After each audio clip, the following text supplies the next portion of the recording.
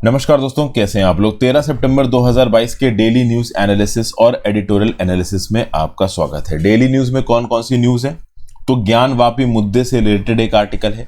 Sri Lankan Tamil issue को लेकर United Nations human rights council में इंडिया ने क्या स्टेटमेंट दिया, इसके बारे में बात करेंगे। सेंट्रल इलेक्ट्रिसिटी अथॉरिटी के हिसाब से कितनी कोल बेस्ड पावर जनरेशन हमें एक्स्ट्रा चाहिए होगी 2032 तक, इसकी बात की जा रही है। चूंकि जो हाइड्रो पावर प्लांट्स हैं, सोलर पावर प्लांट्स हैं, न्यूक्लियर पावर प्लांट्स हैं, इनकी कंस्ट्रक्शन में जो तेजी, जो स्पीड देखी जा रही है और उसके हिसाब से फ्यूचर प्रोजेक्शंस जो भी पीक डिमांड के होंगे इलेक्ट्रिसिटी के, उस समय पे कितनी एक्स्ट्रा कोल की पावर जरूरत होगी, उसके बारे में एक चीज है। फिर केंद्र की सरकार ने राज्य की सरकारों को स्ट्रिक्ट निर्देश दिए हैं कि जल्दी से जल्दी एडॉप्शन रूल्स को इंप्लीमेंट करिए। एडॉप्शन रूल्स के इंप्लीमेंटेशन में लेट नहीं होना चाहिए। ईरान ने बोला है कि हम इंटरनेशनल एटॉमिक एनर्जी एजेंसी के साथ कोऑपरेट करेंगे। IAEA ने क्लियरली बोल दिया कि ईरान क्या कह रहा है इसके बारे में, मतलब ईरान न्यूक्लियर पावर के रिस्पेक्ट में किस प्रकार से चीज़ों को कर रहा है। क्या ईरान जो न्यूक्लियर पावर इस्तेमाल कर रहा है, टेक्नोलॉजी इस्तेमाल कर रहा है, वो सिर्फ पीसफुल पर्पसेस के लिए है, इस बात की हम गारंटी नहीं ले सकते। तो IAEA ने जैसे अपना पल्ला झाड़ा, ईरान को लगा कि शायद JCPOA वाली डील ना हो पाए, इसलिए ईरान ने बोला कि ठीक है भाई, हम थोड़ा बहुत आपके साथ इंगेज करेंगे। हालांकि मुझे तो अब ऐसा लगता है कि JCPOA फिर से साइन हो भी जाता है तो भी ईरान पीछे से न्यूक्लियर वेपन जरूर बनाने की कोशिश करेगा, क्योंकि ईरान को भी एक बार तगड़ा झटका US दे चुका है। तो इस बार ईरान अपनी न्यूक्लियर वेपन्स को बनाने वाली टेक्नोलॉजी रोकेगा, इस बात की कोई गारंटी नहीं, इसको देखेंगे। और सुप्रीम कोर्ट ने बोला है कि भाई पोर्नोग्राफी से सेक्स क्राइम रिलेटेड हो।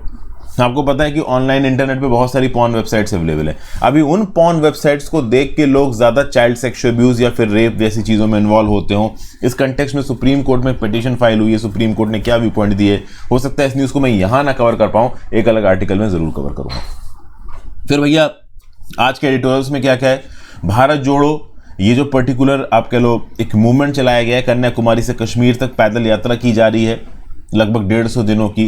तो इस कंटेक्स्ट में शशि थरूर साहब का एक आर्टिकल है। शशि थरूर साहब खुद कांग्रेस के हैं, तो थोड़े बहुत पॉइंट्स इनके देख लेंगे।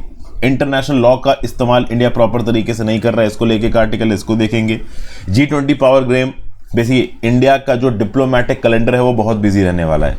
इस कंटेक्स्ट में G20 की लीडरशिप से इंडिया को क्या क्या फायदा हो सकता है, दुनिया भर में क्या हो रहा है, इसके बारे में एक आर्टिकल है, इसको देखेंगे।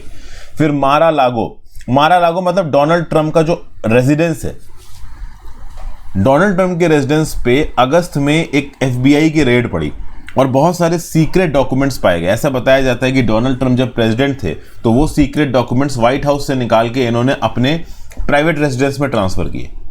तो ये टॉप सीक्रेट्स डोनाल्ड ट्रंप रख के बैठे हैं, क्या ये ट्रीजन नहीं है, इसके बारे में एक आर्टिकल है, इसको देखेंगे। फिर भैया तेलंगाना लिबरेशन डे या फिर कह लो हैदराबाद लिबरेशन डे, कि ओवरऑल हैदराबाद इंडिया में मिल गया था, निज़ाम के रूल से अलग हो गया था, निज़ाम चाहते थे पाकिस्तान में मिल जाए। तो इस कंटेक्स्ट में BJP और TRS आपस में गुथे हुए हैं तेलंगाना के अंदर, ये क्या है चीज़, इसको देखेंगे।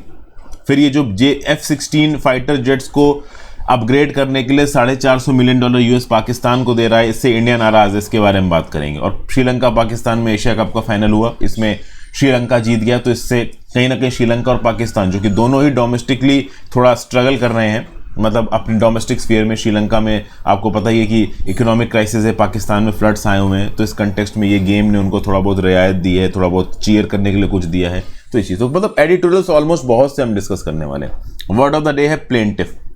Plaintiff a person who starts a legal action against somebody in a court of law.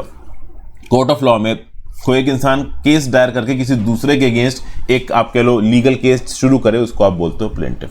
आगे बढ़ने से पहले वीडियो पे लाइक का बटन दोस्तों, चैनल को अब तक शेयर और सब्सक्राइब नहीं किया कर लीजिए, इंस्टाग्राम पे फॉलो कर लीजिए, टेलीग्राम ग्रुप ज्वाइन कर लीजिए, दोनों ही चीज़ों का नीचे दिया हुआ है। इंस्टाग्राम पे आपसे जुड़ने की कोशिश करता हूँ, टेलीग्राम ग्रुप में आपको इस लेक्चर की PDF और लेक्चर का लिंक दोनों मिल जाएगा।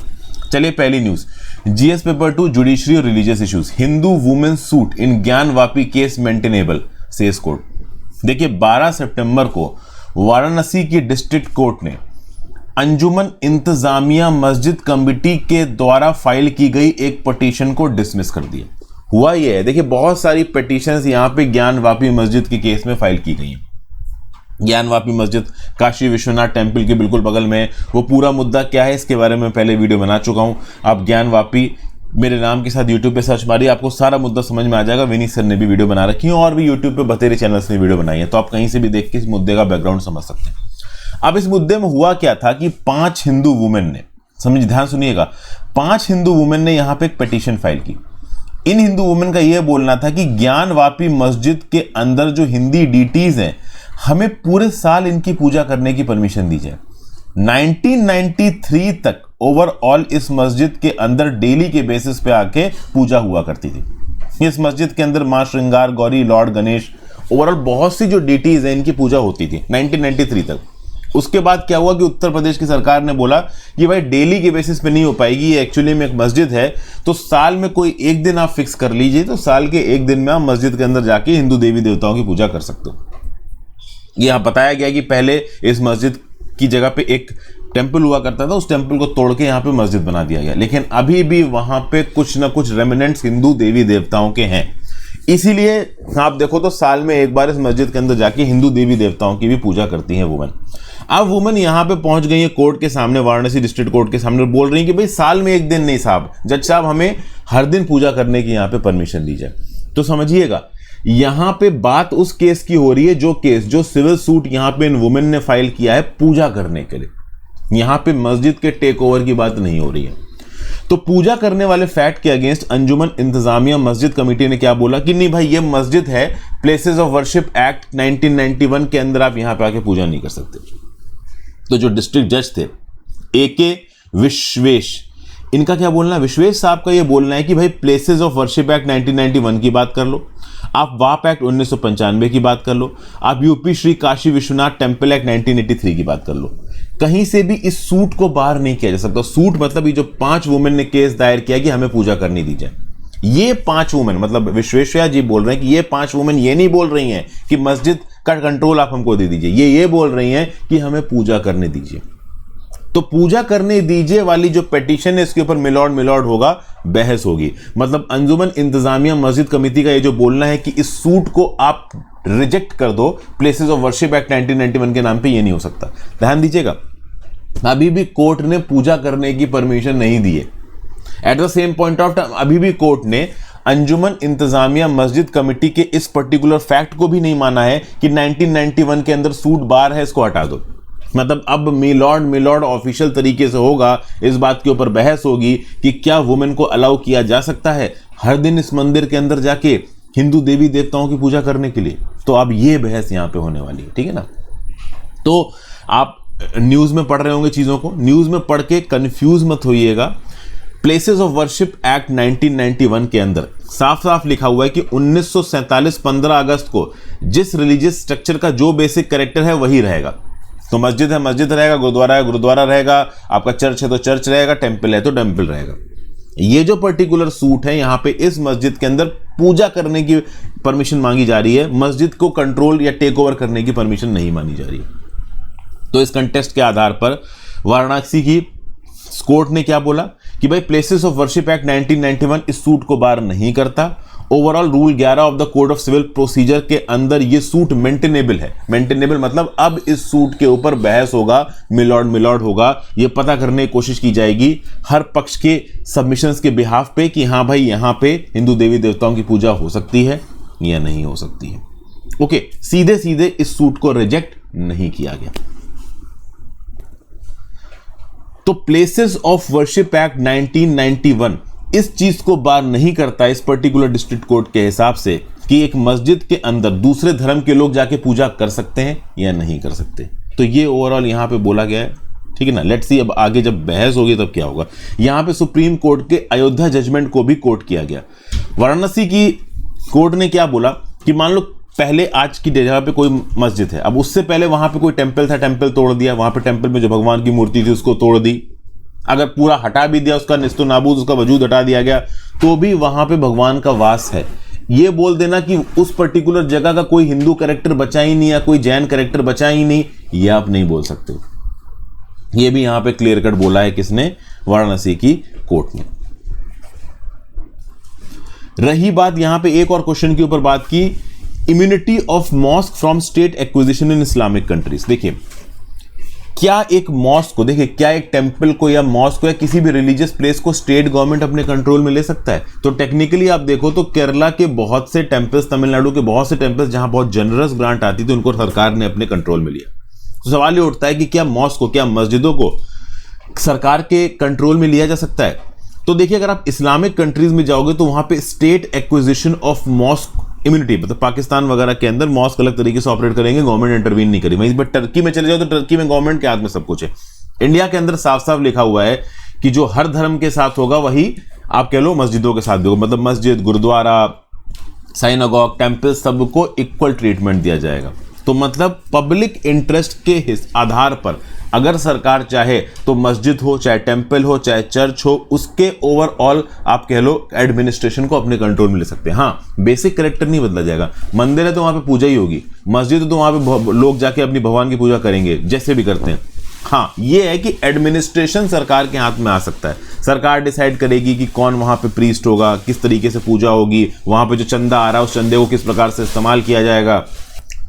तो टेक्निकली जज साहब ने यहां पे ये भी बोला है कि भाई देखिए, एक्विजिशन इंडिया के अंदर एक सेक्युलर प्रोसेस है, तो अगर पब्लिक इंटरेस्ट में जरूरत पड़ती है तो एक मस्जिद का कंट्रोल भी सरकार ले सकती है। हाँ, सरकार ऑब्वियस सी बात है उसके बेसिक कैरेक्टर को नहीं बदल सकती। मस्जिद है तो वहां पे लोग जाके नमाज पढ़ेंगे, पूजा होगी, भगवान को याद करेंगे। टेम्पल है तो वो टेम्पल ही रहेगा। हाँ, उसका एडमिनिस्ट्रेशन जरूर सरकार के हाथ में जा सकता है। और एक और ऑब्जर्वेशन यहां पे दिया हुआ है, जैसे कि फॉर एग्जांपल मुस्लिम धर्म के अंदर ये साफ साफ लिखा हुआ, रिलीजन ऑफ इस्लाम में लिखा कि जब एक बंदा नमाज पढ़ेगा, प्रेयर पढ़ेगा, तो वो प्रेयर कहीं पे भी ऑफर कर सकता है, क्योंकि भगवान हर कहीं है। तो इस कंटेक्स्ट में ये बोल देना कि प्रेयर केवल एक मस्जिद के अंदर ऑफर की जाती है और इस बेसिस पे आप मस्जिद को ओवरऑल टेक ओवर नहीं कर सकते, ये जो ओवरऑल स्टैंस है ये स्टैंस गलत है। तो इस प्रकार की कुछ बातें यहां पे बोली गई हैं। मतलब टेक्निकली आप ये समझिए कि प्लेसेस ऑफ वर्शिप एक्ट 1991 के बेसिस पे हिंदू वुमेन जाके पूजा नहीं कर सकती। इस बात को कोर्ट ने रिजेक्ट किया है। कोर्ट ने बोला है कि जैसा बाकी धर्मों के साथ होता है वैसे ही अगर किसी मस्जिद को गवर्नमेंट टेक ओवर की जरूरत पड़ी तो गवर्नमेंट कर सकती है। हालांकि टेक ओवर के बाद भी एडमिनिस्ट्रेशन गवर्नमेंट के जाएगा, पूजा वहां पे होती रहेगी, नमाज वहां पे पढ़ी जाएगी, लोग जो भी लोग हैं वो जाके वहां पूजा वगैरह कर सकते हैं। तो स्टेट इम्यूनिटी टू मॉस्क नहीं है, ठीक है ना। तो ये सब कुछ बातें यहां पे बताई गई हैं।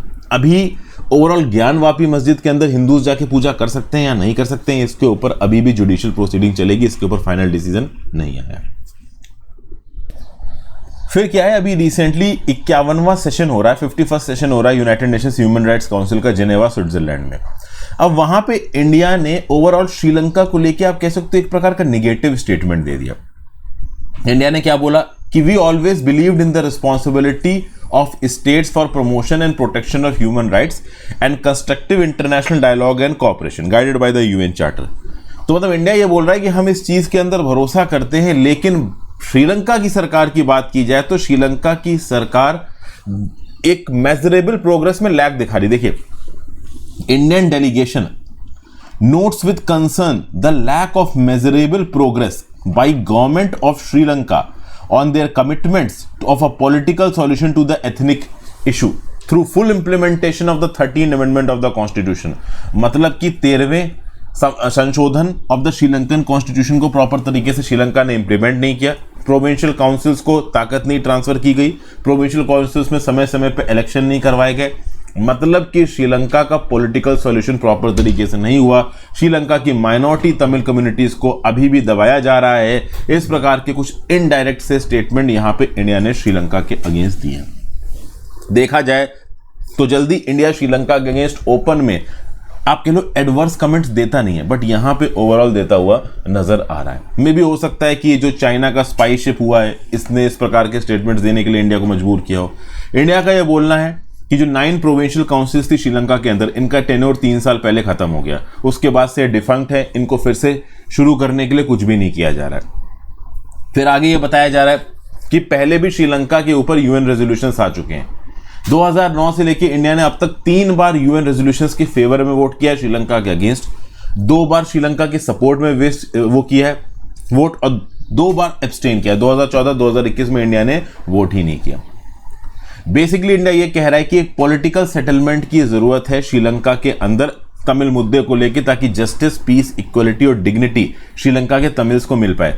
ऐसा नहीं कि इंडिया पहली बार इस प्रकार के स्टेटमेंट्स दे रहा है, इससे पहले भी इंडिया के रिप्रेजेंटेटिव्स ने श्रीलंका के साथ बायलैटरल मीट में इस प्रकार के स्टेटमेंट दिए हैं, बट श्रीलंका की डोमेस्टिक पॉलिटिक्स में वो अपने हिसाब से काम करते हैं। राजापाक्सा जो कि सिन्हलीज मेजॉरिटी को बिलोंग करते थे, सिन्हलीज मेजॉरिटी खुद तमिल्स को सेग्रीगेट करती है, मुस्लिम्स को सेग्रीगेट करती है। सिविल वॉर के समय पे हजारों की तादाद में सिविलियंस की मृत्यु हुई, गायब हुए, एब्डक्शंस हुए, किलिंग्स हुई, उनके ऊपर ज़्यादा कुछ हो नहीं पाया है।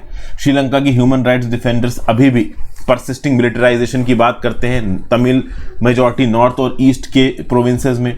तो ये सब मुद्दों को लेकर कहीं ना कहीं इंडिया दबे शब्दों में श्रीलंका को क्रिटिसाइज कर रहा है। ऑब्वियसली बात है, श्रीलंका की रूलिंग एस्टैब्लिशमेंट को इस प्रकार के इंडियन स्टेटमेंट्स पसंद नहीं आएंगे। अब श्रीलंका इसके पलट के क्या रिस्पॉन्स देता है वो आगे देखते हैं। श्रीलंका वैसे रिस्पॉन्स देने की हालत में है नहीं।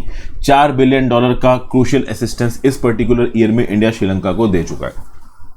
ठीक है, तो अभी की इकोनॉमिक क्राइसिस में श्रीलंका को इंडिया की जरूरत है।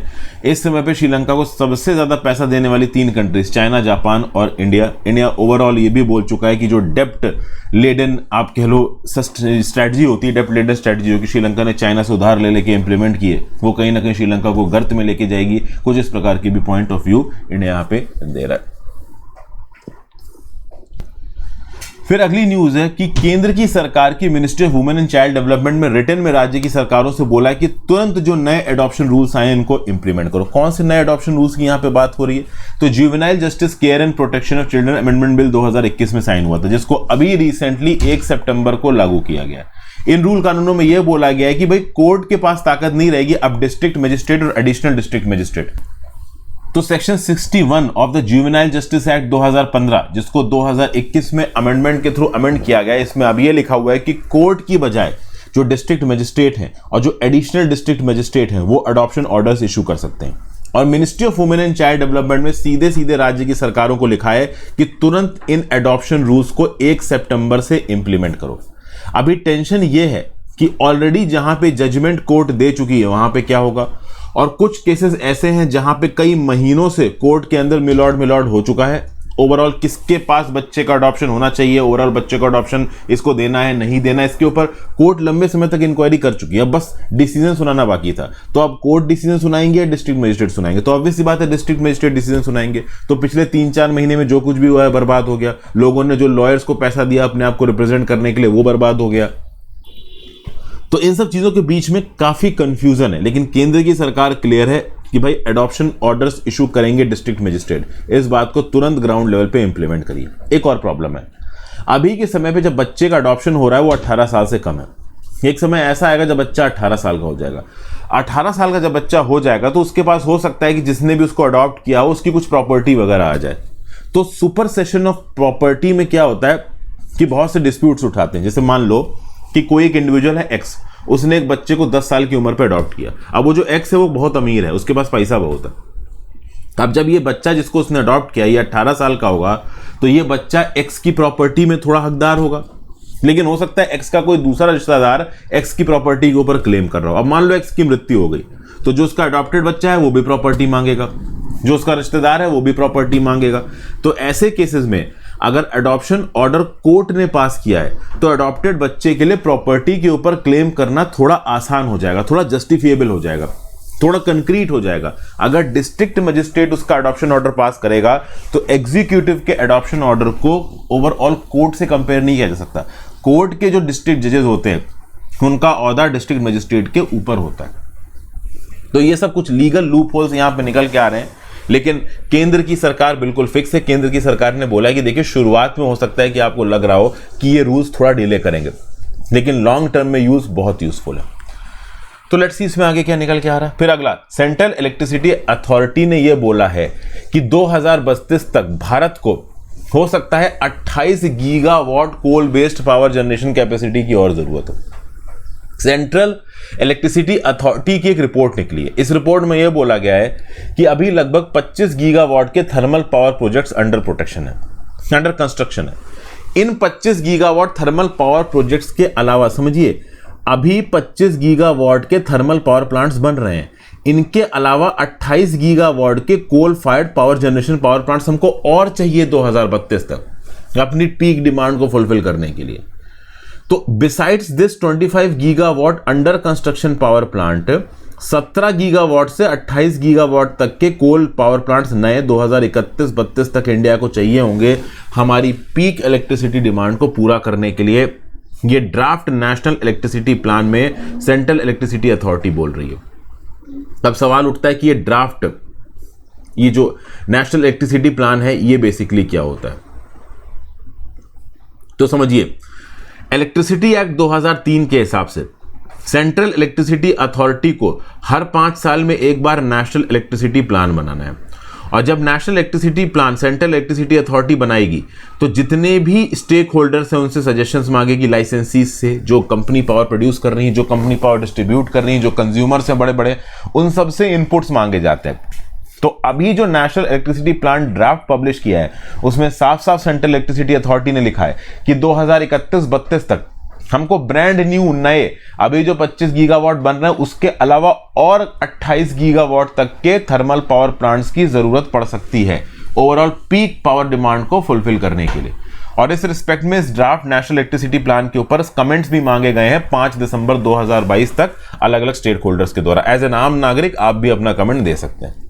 फिर इस ड्राफ्ट नेशनल इलेक्ट्रिसिटी प्लान के अंदर यह भी बोला गया है कि 2031-32 तक BESS battery energy storage system चाहिए होगा 51 गीगावाट से 84 गीगावाट। जब इलेक्ट्रिसिटी प्रोड्यूस होती है तो वो तुरंत कंजम्पशन के लिए चली जाए ऐसा जरूरी नहीं है। बहुत बार ऐसा होता है कि इलेक्ट्रिसिटी का प्रोडक्शन ज्यादा है बट उसकी डिमांड उस समय पे कम है उस पर्टिकुलर पॉइंट पे, तो बेटर ये रहता है कि उस इलेक्ट्रिसिटी को आप रिचार्जेबल बैटरीज में स्टोर कर लो। इसको आप बोलते हो बैटरी एनर्जी स्टोरेज सिस्टम, और बाद में इन्हीं रिचार्जेबल बैटरी से आप पावर सप्लाई कर सकते हो। जैसे अब सोलर पावर प्लांट है, अब सोलर पावर प्लांट में दिन के समय पे इलेक्ट्रिसिटी पैदा हुई, रात के समय पे वो सोलर पावर प्लांट इलेक्ट्रिसिटी पैदा नहीं कर सकता, तो दिन के समय पे जो भी सोलर पावर प्लांट ने इलेक्ट्रिसिटी पैदा की थी उसको आपने बैटरी एनर्जी स्टोरेज सिस्टम में सेव कर लिया और रात के समय पे उसी बैटरी से पावर प्रोड्यूस कर दी, सप्लाई कर दी। तो ये यहाँ पे BESS है। तो BESS भी 51 गीगावाट से 84 गीगावाट का चाहिए होगा 2031-32 तक, ये बोला जा रहा है। अब ये एक्स्ट्रा कोल पावर प्लांट्स की हमें जरूरत पड़ क्यों रही है, तो ऐसा बताया जा रहा है कि 2026-27 तक अगर आप देखें तो जो हाइड्रो बेस्ड पावर प्लांट्स हैं उनके कंस्ट्रक्शन में थोड़ा धीमी पना आया है। अगर आपको पता हो तो हमारे जो स्टेट हिली इलाके हैं, हिली इलाकों में बहुत सारे जियो क्लाइमेटिक इवेंट्स के चलते जो हाइड्रो पावर प्रोजेक्ट्स हैं वो थोड़े धीमे पड़ गए, उनका इंप्लीमेंटेशन भी धीमा पड़ गया है, उनके अगेंस्ट अपोजिशन भी ज्यादा हो रहा है। तो हाइड्रो बेस्ड पावर प्लांट्स पहाड़ी इलाकों में ही होते हैं जहां पे एक हाइट मिल पाए पानी को स्टोर करने के लिए। तो हाइड्रो बेस्ड पावर प्लांट्स के कंस्ट्रक्शन की स्पीड इंडिया के अंदर इस समय पे बहुत धीमी है, उसके चलते हमें ज्यादा कोल बेस्ड पावर प्लांट्स बनाने चल रहे हैं। Plus base load nuclear capacity भी जो है इस समय पे है वो भी थोड़ी कॉम्प्रोमाइज्ड, थोड़ी कम अवेलेबल है, और आगे आने वाले समय में पीक डिमांड और पीक एनर्जी रिक्वायरमेंट बढ़ेगी। अगर आप देखें तो 2026-27 तक, ध्यान से सुनिएगा, 2026-27 तक पीक इलेक्ट्रिसिटी डिमांड होगी 272 गीगावाट की और इलेक्ट्रिसिटी एनर्जी रिक्वायरमेंट होगी 1874 बिलियन यूनिट्स की, और यही फिगर 2031-32 के लिए होगा 363 गीगावाट और 2538 बिलियन यूनिट्स ऑफ इलेक्ट्रिसिटी। तो इस कंटेक्स्ट में हमें coal power plant based electricity को पैदा करना ही पड़ेगा। रेन्यूएबल एनर्जी, हाइड्रो एनर्जी और existing coal thermal power plant से हम अपनी रिक्वायरमेंट्स पूरी नहीं कर पाएंगे। यहां पे अभी के समय पे जो प्लांट लोड फैक्टर है, PLF फैक्टर है, वो 2026-27 तक 55% डिसाइड किया जाए। देखिए क्या होता है, मान लो 100 गीगावाट इंस्टॉल्ड कैपेसिटी इंडिया के अंदर, लेकिन 100 गीगावाट में से जितने भी पावर प्लांट्स है वो 60 गीगावाट ही पैदा कर पा रहे हैं, तो प्लांट लोड फैक्टर कितना हो गया 60%। तो एक प्लांट की जितनी मैक्सिमम जनरेशन कैपेसिटी है उसका कितना परसेंटेज वो पैदा कर रहा है प्लांट, उसको आप बोलते हो प्लांट लोड फैक्टर। तो ऐसा एक्सपेक्ट किया जा रहा है कि 2026-27 तक इंडिया का प्लांट लोड फैक्टर होगा 55%, ठीक है ना। तो जो टोटल इंस्टॉल्ड कैपेसिटी है 239.3 गीगावाट कोल कैपेसिटी, इसका 55% पावर प्रोड्यूस होगी, और यही चीज 2031-32 में अबाउट 62% होगी। तो इसी कंटेक्स्ट में देखिए, अगर हमारे पास इंस्टॉल्ड इलेक्ट्रिसिटी 100 गीगावाट की है, मतलब इंस्टॉल्ड पावर प्लांट की कैपेसिटी, तो 100 गीगावाट पूरा पैदा नहीं होता है, कम पैदा होता है। वो कम पैदा कितना होता है वो हम प्लांट लोड फैक्टर से डिवाइस करते हैं। इसीलिए हमें ज्यादा कोल पावर प्लांट्स लगाने की जरूरत है और धीरे धीरे अपना प्लांट लोड फैक्टर भी थोड़ा थोड़ा बढ़ाने की जरूरत है। जैसे अगर आप देखो तो 2026-27 में प्लांट लोड फैक्टर 55% एस्टिमेट किया जा रहा है, जो कि 2031-32 में 62% है। हमारा जितना ज्यादा प्लांट लोड फैक्टर होगा उतनी ज्यादा हम इफेक्टिवनेस से और एफिशिएंसी से अपने पावर प्लांट्स को इस्तेमाल कर रहे हैं, ये भी पता चलेगा। फिर अगर देखा जाए तो भैया आगे आने वाले समय में 2026-27 तक जो कैपेसिटी एडिशन होगा इलेक्ट्रिसिटी में वो होगा लगभग 2,28,541 मेगावाट, जो कि लगभग 228 गीगावाट हो गया है, 228.5 गीगावाट्स हो गया। इसमें से लगभग 40.6 गीगावाट कन्वेंशनल कैपेसिटी एडिशन होगा, जिसमें 33 गीगावाट कोल से आएगा, न्यूक्लियर से आएगा 7 गीगावाट और गैस से आएगा 370 मेगावाट, मतलब 0.37 गीगावाट। इसमें से फिर 187 लगभग 188 गीगावाट रेन्यूएबल बेस्ड कैपेसिटी से आएगा, जिसमें सोलर देगा लगभग 132 गीगावाट, यहां देखिए लिखा हुआ सोलर 132 गीगावाट, हाइड्रो 11 गीगावाट लगभग, और विंड 40.5 गीगावाट, बायोमास 2.3 गीगावाट। तो ये ओवरऑल आपको यहां पे समझ में आ रहा है, ठीक है। तो 2022-27 तक हमें इतना कैपेसिटी एडिशन करना है अपनी पावर रिक्वायरमेंट्स को फुलफिल करने के लिए। क्लियर? कुल मिला के अगर आप देखो तो 2026-27 तक ऐसा एस्टिमेटेड है कि टोटल इंस्टॉल्ड कैपेसिटी इंडिया के अंदर होगी लगभग 622 गीगावाट, या कह लीजिए 623, 6,22,899 गीगावाट, जिसमें से 278 गीगावाट कन्वेंशनल कैपेसिटी होगी, कोल होगा 239 गीगावाट, गैस होगी 25 गीगावाट, न्यूक्लियर होगा लगभग 13.78 गीगावाट, रेन्यूएबल एनर्जी होगी 344.5 गीगावाट, जिसमें हाइड्रो होगा 52 गीगावाट, 53 कह लीजिए, सोलर होगा 186 गीगावाट, विंड होगा लगभग 81 गीगावाट, स्मॉल हाइड्रो 4.8 गीगावाट। तो ये आप कह सकते हो कि एक प्रकार का फिगर दे रखा है, ये फिगर आप नोट कर सकते हो। 2026-27 तक कितनी पीक पावर होने वाली है, 2031-32 तक कितनी होने वाली है, 2026-27 तक हम 228 गीगावाट एक्स्ट्रा लगाएंगे, टोटल इंस्टॉल्ड कैपेसिटी 622 गीगावाट पहुंच जाएगी। ये सारे फैक्टर्स यहाँ पे हैं, पीपीटी अवेलेबल करवा लूंगा, आप चाहो तो नोट्स में इनकॉर्पोरेट कर सकते हो। ये सब कहाँ लिखा हुआ है? ये सब लिखा हुआ है ड्राफ्ट नेशनल इलेक्ट्रिसिटी प्लान, जो कि सेंट्रल इलेक्ट्रिसिटी अथॉरिटी द्वारा निकाला गया है। हालांकि वो ड्राफ्ट है, वो भी फाइनलाइज होगा। फाइनलाइजेशन के लिए 5 दिसंबर 2022 तक लोग अपने कमेंट्स पुटअप कर सकते हैं। बाद में कमेंट्स को इनकॉर्पोरेट करके एक फाइनल 5 साल का नेशनल इलेक्ट्रिसिटी प्लान का डॉक्यूमेंट सरकार रिलीज कर देगी। फिर GS paper 2 international relations. Iran ने बोला है कि हम न्यूक्लियर वॉचडॉग के साथ मिलकर कोऑपरेट करेंगे। देखिए क्या है, अभी recently international atomic energy agency ने पिछले वीक ही अपनी फाइंडिंग में बोल दिया कि भैया देखिए, ईरान अपने न्यूक्लियर पावर प्लांट्स में सारे नियम कानूनों को मान रहा है, इस बात को हम गारंटी से नहीं बोल सकते। मतलब IAEA ने अपने हाथ खींच लिए, बोल दिया कि भाई हम ये नहीं पता कर सकते कि ईरान अपने न्यूक्लियर रिएक्टर में क्या कर रहा है। इसके बाद तेहरान ने बोला कि नहीं भाई, हम IAEA के साथ कंस्ट्रक्टिव कोऑपरेशन करेंगे, लेकिन ईरान ने यहाँ पे शर्तें रख दी है। एक बड़ी शर्त यह है कि अपने सैंक्शंस हटाओ। दूसरी शर्त यह है कि जिस प्रकार से सनक में डोनाल्ड ट्रंप ने ओवरऑल JCPOA को विड्रॉ कर लिया था, कोई भी फ्यूचर US प्रेसिडेंट इसको विड्रॉ नहीं करेगा। तो ईरान बहुत सारे यहाँ पे आप कह लो एग्जेम्पशंस मांग रहा है। US उस लेवल पे एग्जेम्पशंस दे पाएगा नहीं दे पाएगा हम ज्यादा कह नहीं सकते। IAEA बहुत लंबे समय से ईरान के जो न्यूक्लियर पावर प्लांट्स है वहां पे न्यूक्लियर मेटल्स के ट्रेसेस के बारे में पूछ रहा है, लेकिन ईरान की तरफ से कोई जवाब आ नहीं रहा है। जब IAEA ने प्रेशर डाला तब IAEA के 27 कैमरास को, जो कि ईरान की न्यूक्लियर फैसिलिटीज में लगे हुए थे, उनको हटा दिया ईरान वालों ने। तो कुल मिला के ओवरऑल ये जो joint comprehensive plan of actions थे, ईरान के अंदर न्यूक्लियर पावर का डेवलपमेंट किस प्रकार से होगा, इस बात को लेके प्रॉपर कोऑर्डिनेशन बन नहीं पा रहा है। ईरान बोल तो रहा है कि ठीक है हम आपके साथ बातचीत करेंगे, आपकी बात सुनेंगे, वो कितनी सुनेगा इसकी कोई गारंटी है नहीं। लेट्स सी इसमें आगे क्या निकल के आता है। ईरान ने बस एक एश्योरेंस दे दिया कि हाँ भाई हम आपकी बात सुनेंगे। अगला डेली एडिटोरियल एडिशन पहला। अब थरूर साहब इस पर्टिकुलर आर्टिकल में बोल रहे हैं कि भारत जोड़ो यात्रा यहाँ पे शुरू की गई है, तो Indian national Congress political party के लिए इंपॉर्टेंट। शशि थरूर साहब खुद उसके साथ जुड़े हुए हैं। 150 दिन की यात्रा है, कन्याकुमारी से कश्मीर जाएगी, इंडिया को यूनाइट करने के लिए है। तो 2 चीजें इंपॉर्टेंट है, एक तो ये जो डूबती हुई कांग्रेस इसको उठाने के लिए, इंडिया को यूनाइट करने के लिए, दूसरा ओवरऑल अगले 4 हफ्तों में कांग्रेस पार्टी का कौन प्रेसिडेंट होगा इसको डिसाइड किया जाएगा। राहुल गांधी जी ने बोल दिया कि वो प्रेसिडेंट यहाँ पे नहीं रहेंगे। अब कुल मिला के कांग्रेस पार्टी के लिए थोड़ी सी एग्जिस्टेंशियल क्राइसिस यहाँ पे आके खड़ी हो गई, इसको खुद ही शशि थरूर साहब मान रहे हैं। 2014 के इलेक्शन के बाद से लगातार कांग्रेस पार्टी का जो वोट बेस है वो गिरता आया है। इससे पहले कई बार कांग्रेस पार्टी हारी बट उठ के वापस आई है, जैसे कि 1977 में कांग्रेस हारी थी, 1989 में कांग्रेस हारी थी, 1996 से 2004 तक कांग्रेस का आपके लोग खराब समय था, लेकिन फिर भी कांग्रेस जीती है। ऐसा नहीं है कि कांग्रेस हारती रही है। इंदिरा गांधी जी और राजीव गांधी जी का असैसिनेशन हुआ, उसके बाद भी कांग्रेस जीती।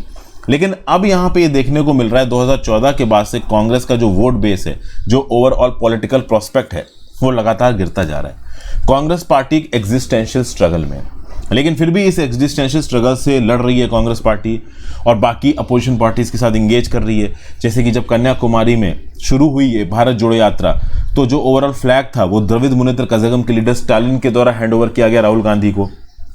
कांग्रेस पार्टी बीजेपी की हिंदुत्व एजेंडा के अगेंस्ट लड़ रही है।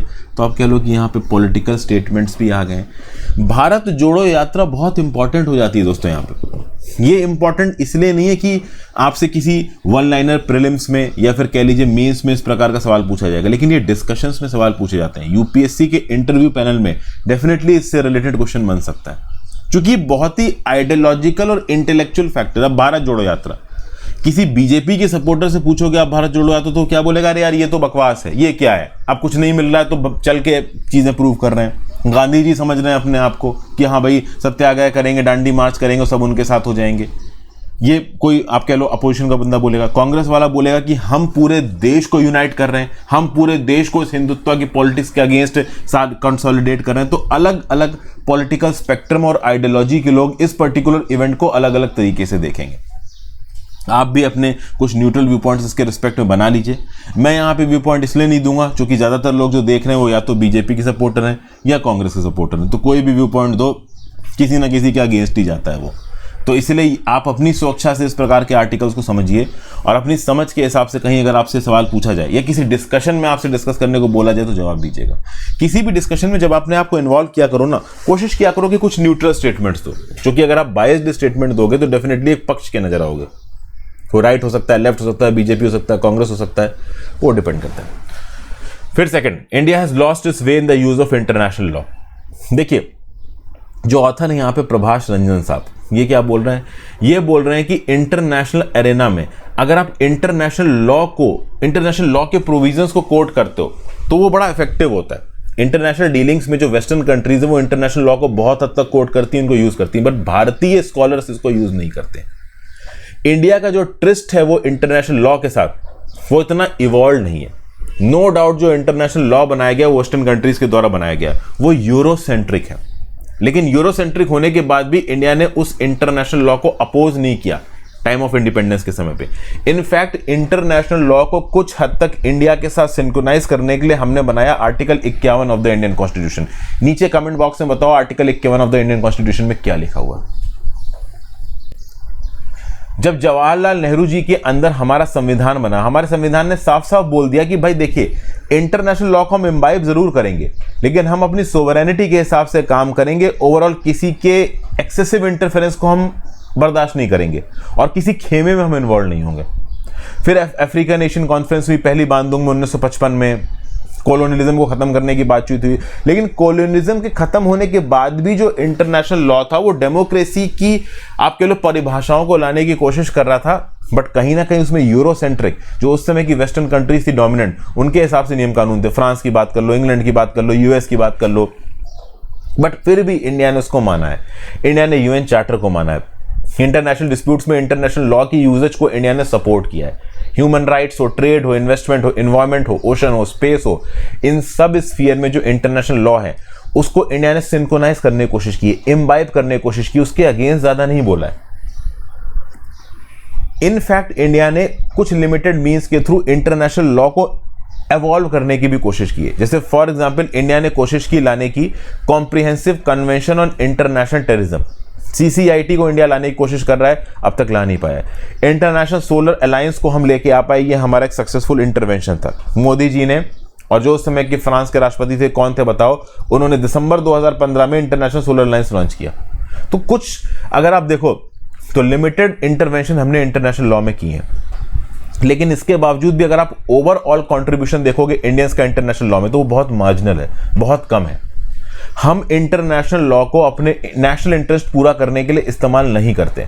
जो वेस्टर्न डिप्लोमैट्स हैं, जो वेस्टर्न लीडर्स हैं, वो इंटरनेशनल रिलेशंस में इंटरनेशनल लॉ को बार बार कोट करते रहते हैं, लेकिन इंडिया के जो डिप्लोमैट्स हैं वो जनरलिस्ट हैं, वो इंटरनेशनल लॉ में एक्सपर्ट नहीं है। जैसे IFS ऑफिसर अगर आप इंडियन फॉरेन सर्विसेज में जाते हो तो आपने कोई इंटरनेशनल लॉ में थेसिस नहीं किए, आपने हर सब्जेक्ट की पढ़ाई की है, तो आप एक journalist कहलाओगे। IAS, IPS, IFS, IRS आप कुछ भी बनते हो, आप एक जर्नलिस्ट हो, आप एक स्पेसिफिस्ट नहीं हो। आपने जनरल तरीके से सारे सब्जेक्टों को सोचा है, पढ़ा है, समझा है। किसी एक चीज में महारत हासिल नहीं की है, जबकि वेस्टर्न कंट्रीज में कुछ ऐसे डिप्लोमेट्स हैं जो कि इंटरनेशनल लॉ के एक्सपर्ट हैं। तो वो इंटरनेशनल लॉ के एक्सपर्ट है तो उस लॉ की डीलिंग्स को इस्तेमाल करते हैं इंटरनेशनल डीलिंग में। हालांकि ऐसा नहीं है कि वेस्टर्न कंट्रीज अपने डिप्लोमेट्स को बहुत काबिलियत के आधार पर अपॉइंट करती है। यूएस में डिप्लोमेट्स पैसा देके अपॉइंट होते हैं। जी हाँ, एम्बेसडर बनना, पैसा दो यूएस की इलेक्शंस में तो आपको डिप्लोमेट अपॉइंट किया जाएगा। इंडिया में कम से कम ओवरऑल डिप्लोमेट उसे अपॉइंट किया जाता है जो इंडियन फॉरेन सर्विसेज का एग्जाम क्वालिफाई करता है। इंडिया को यहाँ पे ऑथर इसलिए भी क्रिटिसाइज कर रहा है कि अभी चाइना ने ट्रांसग्रेशंस किए लाइन ऑफ एक्चुअल कंट्रोल ने, लेकिन इन ट्रांसग्रेशंस को इंडिया ने बाइलेटरल ट्रीटी के बेसिस पे बॉर्डर एग्रीमेंट्स पे क्रिटिसाइज किया, इंटरनेशनल लॉ का इस्तेमाल करके इनको क्रिटिसाइज नहीं किया। पाकिस्तान कश्मीर के मुद्दे को बार बार उठाता रहता है। पाकिस्तान स्पॉन्सर्ड टेररिज्म के साथ डील करने के लिए इंडिया इंटरनेशनल कन्वेंशंस को नहीं कोट करता। पाकिस्तान के साथ मोस्ट प्रॉब्ली इंडिया इसलिए नहीं करता होगा, रीजन बीइंग कि पाकिस्तान लंबे समय से यूएन मीडिएटेड रेफरेंडम कश्मीर में लाने की कोशिश कर रहा है। पाकिस्तान को लगता है कि कश्मीर के अंदर जो रहने वाली आवाम है ज्यादातर मुस्लिम है, तो वो ये वोट डालेंगे कि हम पाकिस्तान की तरफ जाना चाहते हैं। तो इंडिया हो सकता है कि यूएन मीडिएटेड सॉल्यूशन ना चाहता हो। 1971 में बांग्लादेश के लिबरेशन के बाद जो एग्रीमेंट साइन हुआ था, उस एग्रीमेंट में साफ साफ ये बोला गया था, शिमला एग्रीमेंट जिसको आप बोलते हो, कि भाई बायलेटरल मुद्दा है कश्मीर, लेकिन उसके बावजूद पाकिस्तान इंटरनेशनल एग्रीमेंट्स के थ्रू कश्मीर को खींचता है, इंडिया इंटरनेशनल एग्रीमेंट्स को कोट ही नहीं करता है। कुछ इंस्टेंसेस में, जैसे कि कुलभूषण जाधव के केस में, इंटरनेशनल कोर्ट ऑफ जस्टिस के नियम कानूनों को इन्वोक किया इंडिया ने, ठीक है ना, पाकिस्तान को इंटरनेशनल लॉ का ब्रीच में आप कह लो अकाउंटेबल करने के लिए। लेकिन फिर भी चाहे पाकिस्तान हो चाहे चाइना हो, कहीं पे भी इंडिया बहुत ज्यादा इंटरनेशनल लॉज को कोट नहीं करता। तो लिमिटेड इंस्टेंसेस रहे हैं जहां पे इंडिया इंटरनेशनल लॉ को कोट करके अपने डोमेस्टिक नेशनल इंटरेस्ट को पूरा करने की कोशिश करता हो, जबकि एक्चुअली में हमारे डिप्लोमेट्स को ऐसा करना चाहिए। तो ऑथर ये बोल रहा है कि मिनिस्ट्री ऑफ एक्सटर्नल अफेयर्स के अंदर केवल एक डिपार्टमेंट है इंटरनेशनल लॉ से रिलेटेड, वो है लीगल एंड ट्रीटीज डिवीजन। इस लीगल एंड ट्रीटीज डिवीजन के अंदर जो थोड़ी बहुत थेसिस होती है इंटरनेशनल लॉ से रिलेटेड होती है, और वो भी अंडर स्टाफ डिपार्टमेंट है। 2021 की parliamentary standing committee on external affairs की रिपोर्ट के हिसाब से इस लीगल एंड ट्रीटीज डिवीजन में केवल 13 ऑफिसर्स हैं। अप्रूव्ड स्ट्रेंथ इसकी 23 है। 13 ऑफिसेज हैं, ऑफिसेज में भी बहुत कम अंडर स्टाफ है। मतलब लीगल एंड ट्रीटाइटिस डिवीजन को सीरियसली लिया ही नहीं जा रहा है। जो लोग मिनिस्ट्री ऑफ एक्सटर्नल अफेयर्स में जाते हैं वो इस पर्टिकुलर डिवीजन में जाना चाहते ही नहीं है। आईएफएस सर्विसेज के अंदर वो सक्सेसफुल है जो जर्नलिस्ट हैं, आईएएस वगैरह हो गए, वो इंटरनेशनल लॉ की डिटेल्स में, इंटीक्रेसीज में उसको पढ़ने में ज्यादा इंटरेस्टेड नहीं है। प्लस इंटरनेशनल लॉ की जो डिसीजन मेकिंग है ना, वो अलग अलग मिनिस्ट्रीज में बटी हुई है, फाइनेंस में, कॉमर्स में, लॉ में, एनवायरमेंट में। कोई कंसोलिडेटेड डिपार्टमेंट है ही नहीं इंटरनेशनल लॉ में थेसिस करने के लिए। इसीलिए ओवरऑल हम अपनी इंटरनेशनल डीलिंग्स में, हम इंटरनेशनल रिलेशंस में इंटरनेशनल लॉ को कोट ही नहीं कर पाते, और ये हमारा एक कमजोर पक्ष है, ऐसा प्रभाष रंजन साहब कहने की कोशिश कर रहे हैं। तो अब हमें करना क्या चाहिए? करना ये चाहिए कि इंडिया को इंटरनेशनल लॉ में जो वीक कैपेसिटी है, एबिस्मल कैपेसिटी है, इसको ठीक करने की जरूरत है। जरूरत है कि हम रिसर्च की चेयर्स बनाएं universities, international law in universities में, मतलब अलग अलग यूनिवर्सिटी में इंटरनेशनल लॉ में रिसर्च चेयर्स बनाई जाए। ये रिसर्च चेयर्स इंटरनेशनल लॉ में समय समय पे थीसिस करेंगी, अपनी रिपोर्ट पब्लिश करेंगी। इंडिया के अंदर Indian Council of World Affairs है।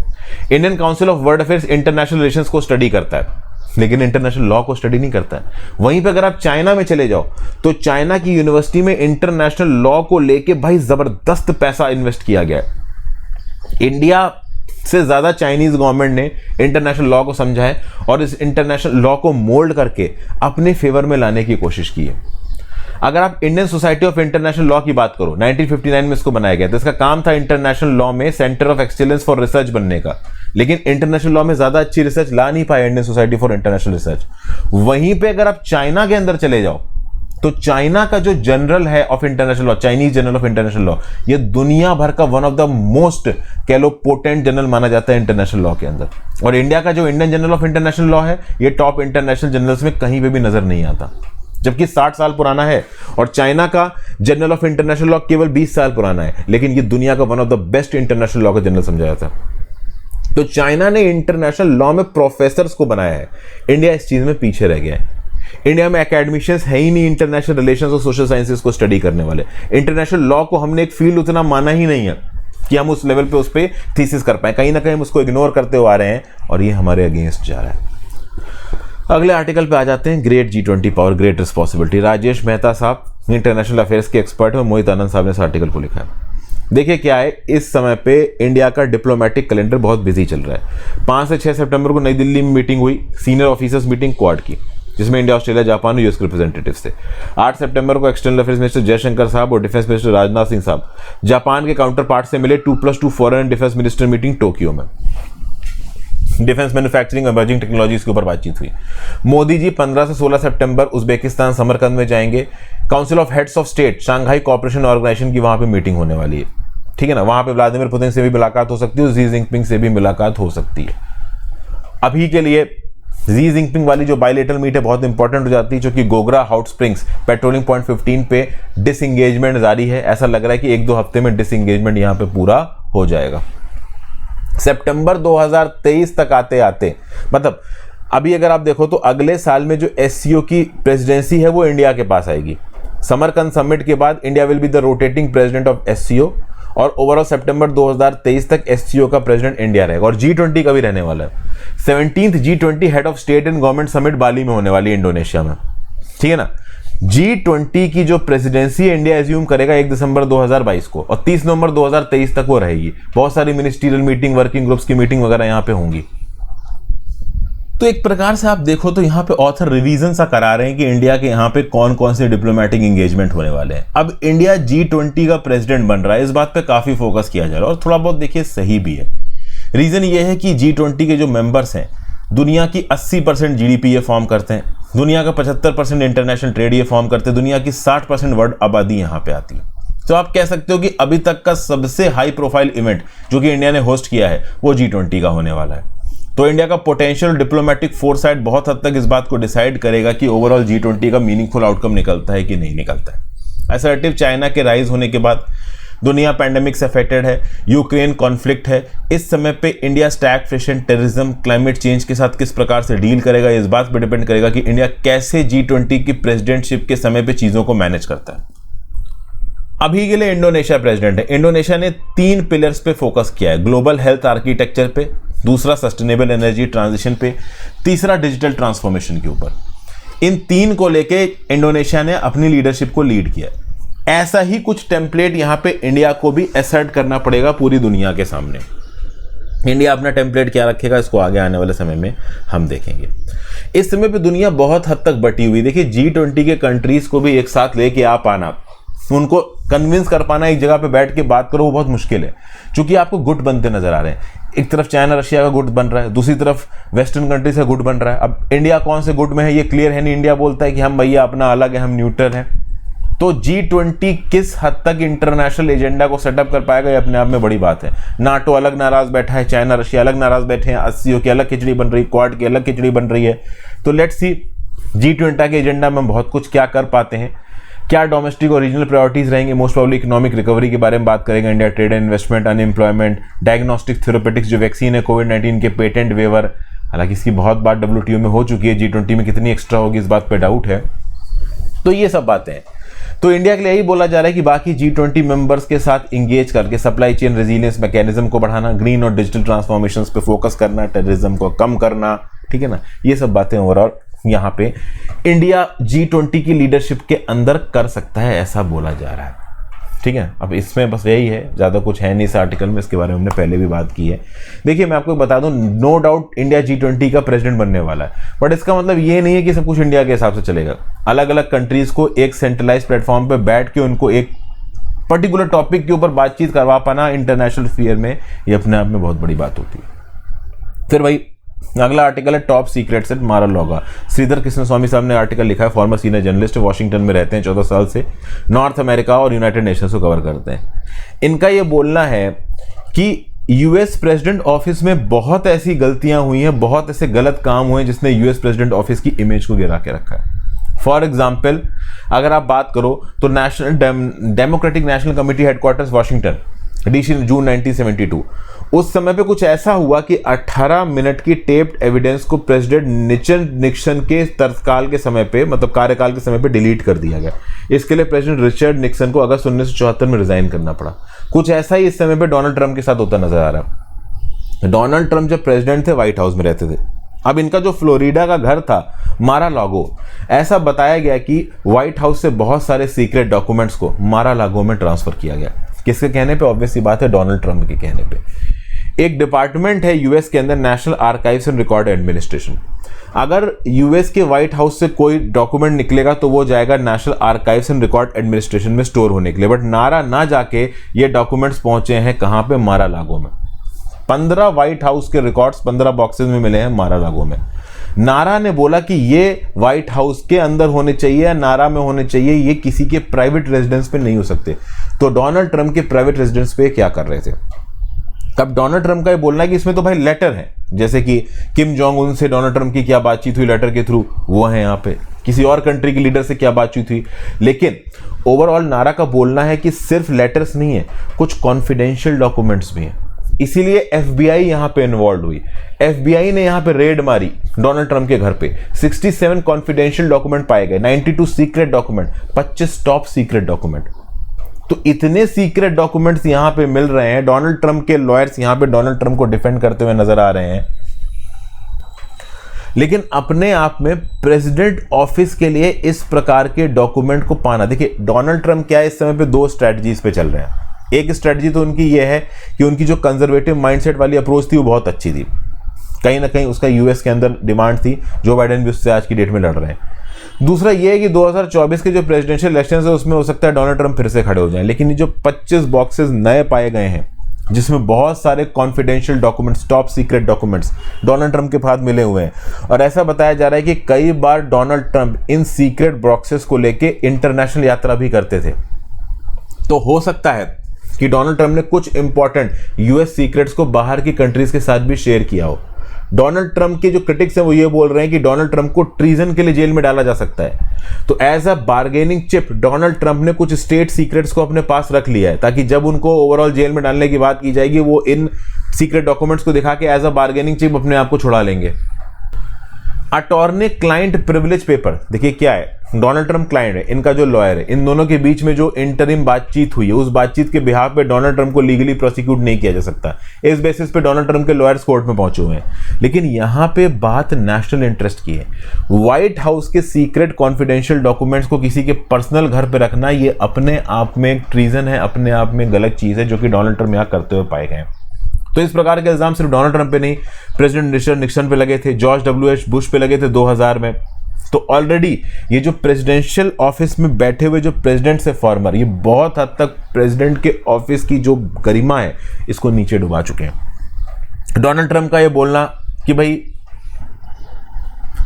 इन सब में कुछ खास नहीं है तो बस लेटर्स हैं, प्लस ऐसा ही बताया जा रहा था कि जब डोनाल्ड ट्रंप इलेक्शन हारने वाले थे प्रेसिडेंट का, उनको व्हाइट हाउस छोड़ना था, उस समय पे व्हाइट हाउस के जो टॉयलेट्स थे ना वो पेपर से क्लॉग हो गए थे, इतने पेपर फाड़ के बाथरूम में फ्लश किए गए हैं।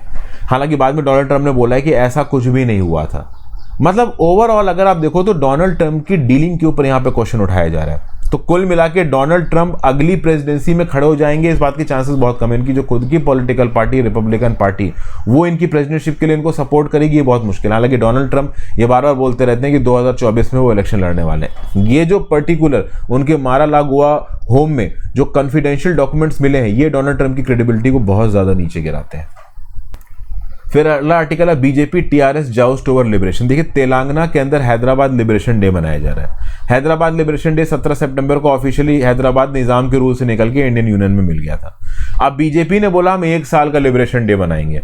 तो तेलंगाना की सरकार, राज्य की सरकार भी चुप नहीं। इनके चीफ मिनिस्टर साहब ने बोला कि हम 3 दिन का सेलिब्रेशन करेंगे, जो कि 75वां ईयर है स्टेट के लिबरेशन का और इंटीग्रेशन का इंडियन यूनियन के अंदर। वैसे तो देखा जाए तो ये particular celebration Hyderabad Karnataka region, Karnataka और महाराष्ट्र के मराठवाड़ा रीजन में भी होना चाहिए। बट टेक्निकली यहाँ पे जो पॉलिटिकल टसल चल रहा है वो जो टीआरएस की सरकार है तेलंगाना के अंदर और जो बीजेपी है इसके बीच में चल रहा है। तो बीजेपी अपना अलग सेलिब्रेशन कर रहा है, तेलंगाना के टीआरएस अपना अलग सेलिब्रेशन कर रहा है, और अब तो सुनने में आ रहा है कि कांग्रेस अपना अलग सेलिब्रेशन कर रहा है। यूनियन गवर्नमेंट जो बीजेपी सेलिब्रेशन कर रहा है, बीजेपी ने आप कह लो इनविटेशन लेटर्स दिए हैं तेलंगाना के, कर्नाटका के, महाराष्ट्र के सीएम को। तेलंगाना के सीएम टीआरएस के आएंगे वो तो देखो कम ही चांस है, कर्नाटका महाराष्ट्र के आएंगे नहीं आएंगे वो आगे आने वाले समय में पता चलेगा। टीआरएस तेलंगाना राष्ट्र समिति के ऊपर इल्जाम लगाया जाता है कि ये लिबरेशन डे इसलिए भी मनाना चाहते हैं क्योंकि इनका जो एलआई है AIMIM ये नाराज हो जाएगा। असदुद्दीन ओवैसी का ये बोलना है कि ठीक है भाई आप लिबरेशन डे मना रहे हो तो मनाओ, लेकिन इसको आप तेलंगाना लिबरेशन डे या हैदराबाद लिबरेशन डे ना बोल के नेशनल इंटीग्रेशन डे बोलो। ये बोलो कि एक रीजन ओवरऑल यहां पे इंडिया से मिल गया, ये मत बोलो कि ये लिबरेट हुआ किसी निजाम के रूल से।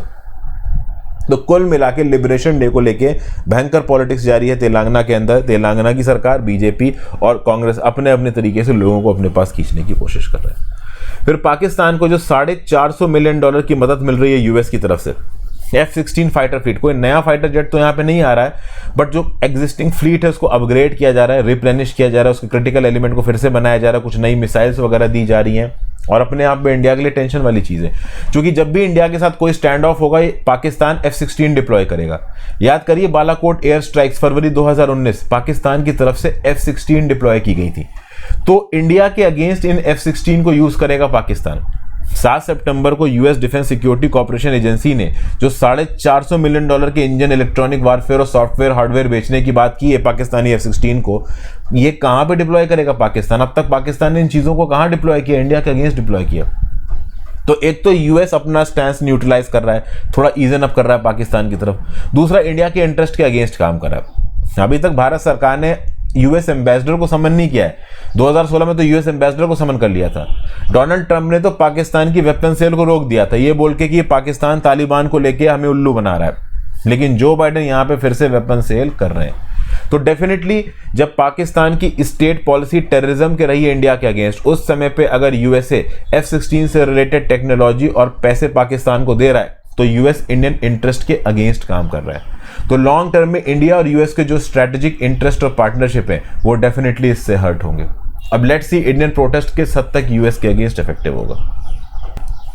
फिर ये आखिरी आर्टिकल है कि श्रीलंका और पाकिस्तान के बीच में फाइनल हुआ एशिया कप में। भाई शुरू में 5 विकेट जल्दी गिर गए, फिर 170 बना दिए श्रीलंका ने, पाकिस्तान 147 है, लगभग 150 ही बना पाया, तो जीत गया। किस प्लेयर ने कितनी अच्छी परफॉर्मेंस दी, और जब श्रीलंका के अंदर इतनी इकोनॉमिक क्राइसिस है, पाकिस्तान में फ्लड्स आए हुए हैं, तब ओवरऑल इनकी टीम अच्छा परफॉर्म कर रही है, तो इनके डोमेस्टिक क्राउड के लिए थोड़ा रिजॉइस करने के लिए एक मौका मिल गया। ये सब बातें यहाँ लिखी हुई। So thank you for watching friends. Video को लाइक और शेयर कर दीजिएगा, इंस्टाग्राम पर फॉलो कर लीजिएगा, टेलीग्राम ग्रुप ज्वाइन कर लीजिएगा, ज़्यादा से ज़्यादा